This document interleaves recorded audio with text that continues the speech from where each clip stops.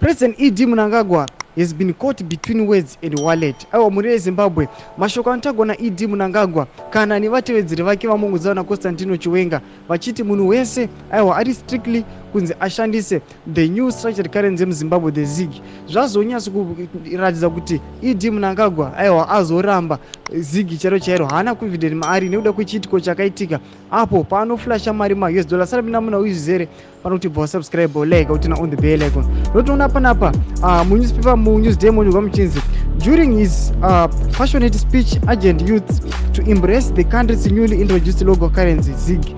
President Emmerson Mnangagwa, Mr. Strong ZiG, was seen digging into his black suit pocket and pulling out a thick wad of $100 notes to hand lands and agriculture minister Enchas Masuka $500. Recently, Mnangagwa gave an 80-year-old man $800 for dancing at his grandson Yasha Mafidis Memorial in Masvingo.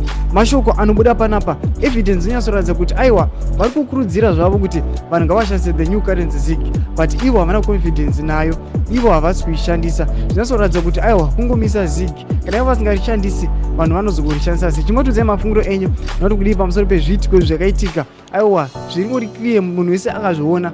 Tudze mafungiro enyu, musangano subscribe kulike channel tina on the bell icon.